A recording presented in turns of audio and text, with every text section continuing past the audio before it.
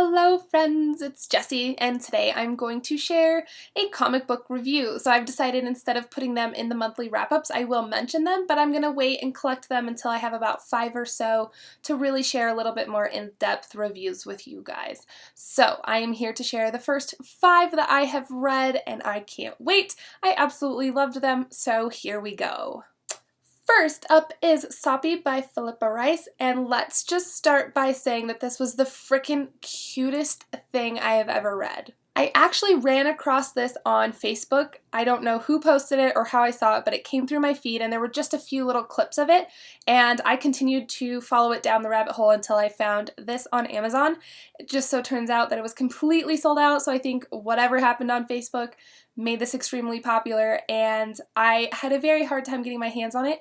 It came just in time for Valentine's Day, so it could not have been a more perfect timing on that, and I really, really loved this. So this depicts a relationship in everyday life, and it is seriously, I know I've probably already said this a few times, but it is the most adorable thing ever. And I love how realistic it is and that it really does truly pinpoint the little things, not all these big dramatic romantic things or whatever, but just the little things that make a relationship so wonderful.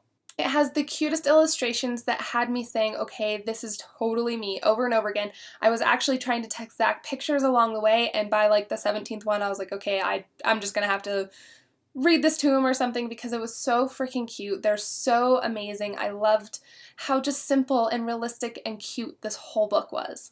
So this would have to be one of my favorites, and this side over here is definitely me. I don't care where Zach is in the house. As long as I'm near him, I'm totally perfect and content and happy. So whether he's downstairs or upstairs or whatever, I will literally follow him around with a blanket and a book, and I'm just gonna be right there. So not only was this super, super cute and adorable, it also had some really funny moments. It had a couple sad moments. It had me laughing, and it was charming, it was sweet, and I freaking adored it. And I'm actually really excited because I think we're even going to hand these out to our wedding clients. So it's super, super cute, and I love it. And again, it's perfect, you guys. If you haven't picked this up, definitely do it because it, like I said, really does depict a perfect little relationship from everyday life and just not those big moments that everybody thinks that it's all about.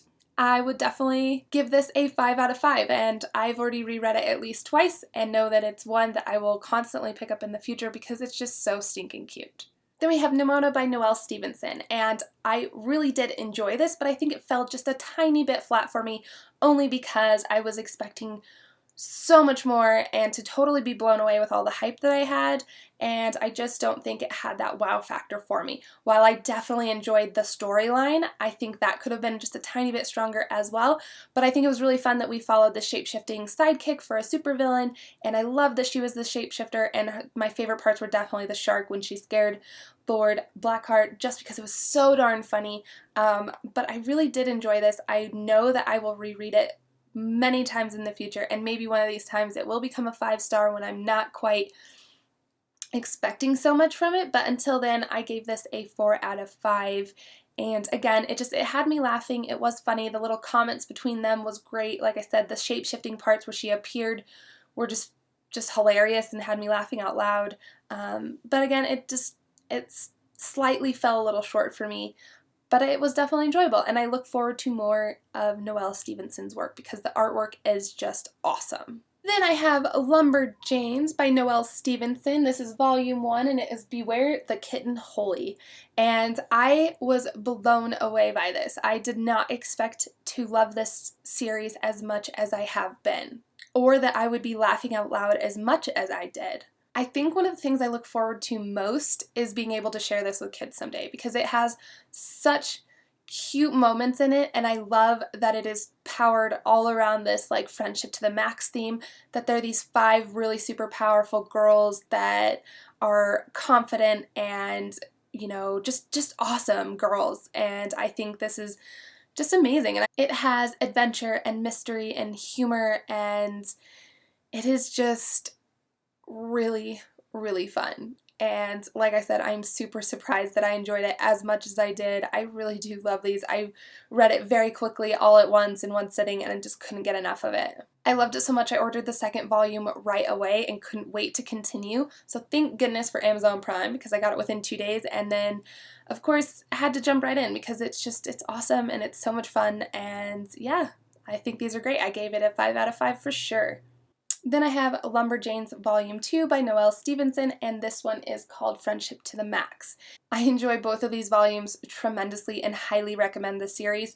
I really think some of the best parts are when they yell, like, "What the junk?" I think it totally gets me. It makes me laugh every time, and I just can't get enough of it. One of the best parts is how much they really do focus on the friendship, like I mentioned just a little bit ago, and I love just how strong these characters are becoming. You know, they're not only great as a team or a group of people, but they're also individually so strong, and it really kind of celebrates your uniqueness, and I really, really appreciate that in these. It honestly is a lot of good, clean fun that's totally focused on this female empowerment, and I absolutely adore it. One of the really fun things about this is being able to battle between that reality and the fantasy with the magical creatures and all of that, but these adventures just look like so much fun, and again, it's totally focused on this friendship to the max, and I just love that. I have already received Volume 3 and really look forward to getting into that as well, and hope that it just continues to stay as great as it already is, if not better. If you guys haven't picked these up, I highly recommend them and hope that you do because they're just so much fun. Like I said, between this like reality versus fantasy world, these adventures with not only the group of girls but the mystical creatures and whatnot, it's just so much fun and I really do love these. The last one that I am going to share with you today is actually the first comic that I have ever picked up, and it is Lady Killer by Joelle Jones and Jamie S. Rich, and holy moly, this one is definitely one of my favorites still to this day, and I've reread it a few times since I've owned it, which isn't very long, and I just can't rave enough about it. I also don't hear a lot about this, and I really want more people to read it because it is so fantastic. It's about this 1950s, 1960s-ish housewife who also doubles as an assassin, and if that doesn't get your attention, I don't know what will, because holy cow, I loved it and I bought it on the spot. The colors, the characters, and the fashion, like holy cow, you guys. I was so blown away by all of this artwork.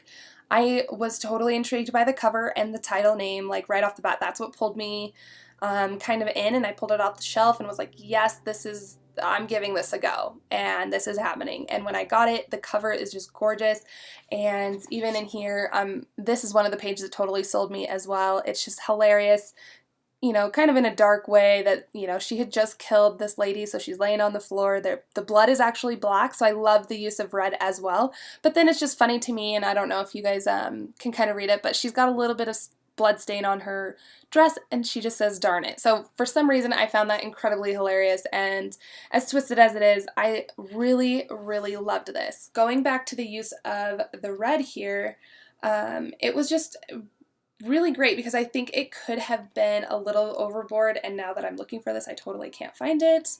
So anyway, yes, the use of the red. So there's definitely parts that could have been really overwhelming and a little gruesome, so we'll just kind of show this as the first one that I could find. But it usually showed more in anger and not so much in the blood. The blood was actually mostly all black throughout this, which I think really helped keep it from just being too overwhelming and empowering for me. I also love that Josie was a super powerful female character, so I am starting to notice a trend in all the comics I like, and they are very strong on the female empowerment. So yes, those are totally right up my alley and something that I've just been loving and can't get enough of. And so if you know of any really great ones, let me know. Leave them below so I can check them out. But going back to this, Josie was this beautiful, strong character who not only was able to balance her life as a housewife, but also being an assassin. So I think seeing this double secret life was also really awesome. I'm saying that a lot. But it really was. This is definitely one of my favorite comics that I've picked up over, you know, the past few months. Overall, I gave this a 5 out of 5. I was totally drooling over the fashion. Like I said, it was just, the drawings were just so intricate and beautiful, and I really, really loved how much detail went into this. Like I mentioned earlier too, the use of red was also impeccable. I just highly applaud them for choosing to use it in that way, because I do think it could have been very overwhelming and just overdone and a little bit too gruesome, but it totally kept it very tasteful and clean and just allowed me to enjoy the story and the art versus getting lost in some of that goriness.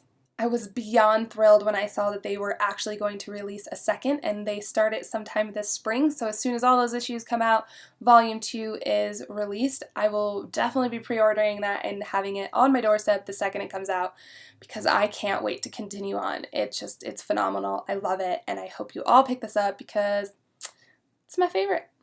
Alright guys, so that concludes today's comic book review. I hope that you guys enjoyed it.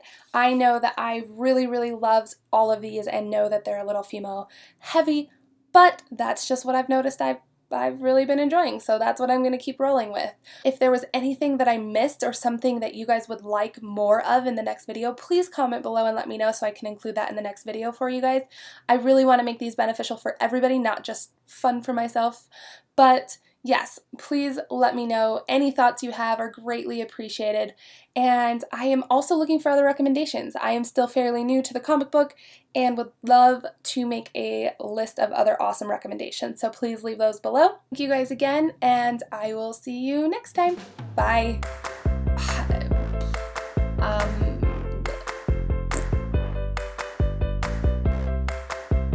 These are the first 5 comics for the comic book.